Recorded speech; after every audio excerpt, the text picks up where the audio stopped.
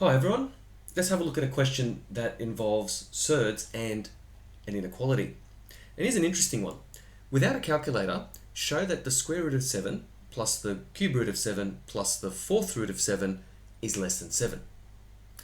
So just have a think about that for a moment. Okay, what can we do here?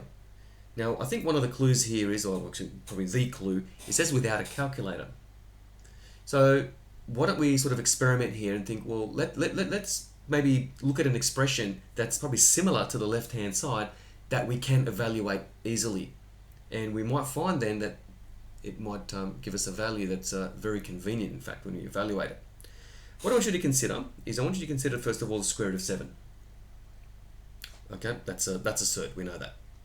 However, can you think of a number greater than 7 such that the surd no longer is a surd but becomes rational? So you're thinking of a square number, the lowest square number that's greater than 7.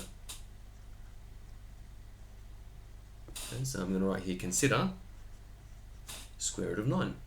Okay, and we know that square root of 7 is going to be less than the square root of 9, but we can evaluate the square root of 9. In fact, it's not a surd, it's actually rational. Now, what about the cube root of 7?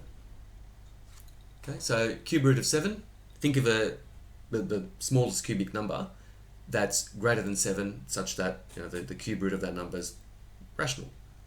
And of course 8 would work here because we can work out the cube root of 8 without a calculator. That's 2.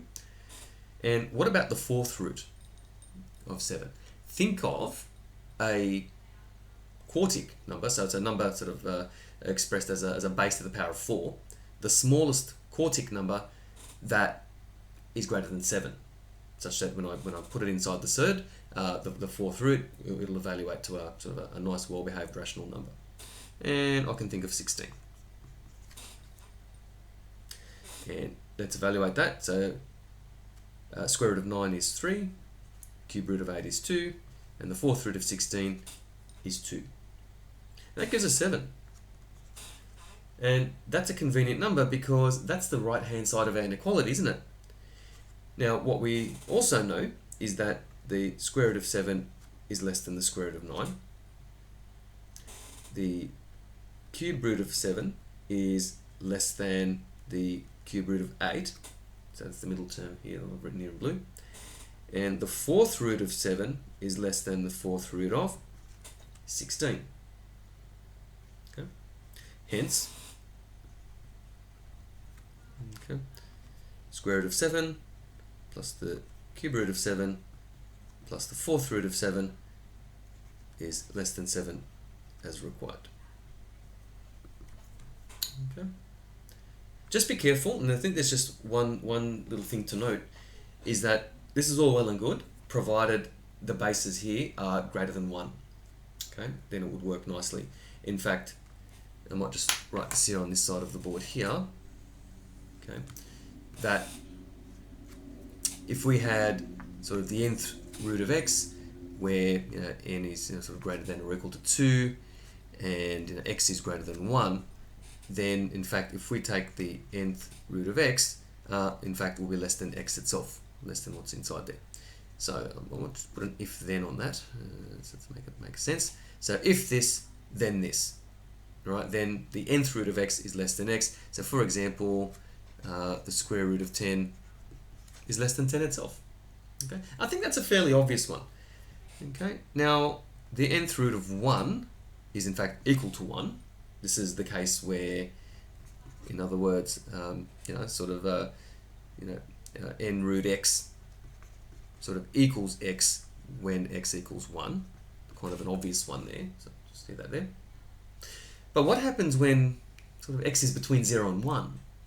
Okay, well, we're not going to deal with negative bases.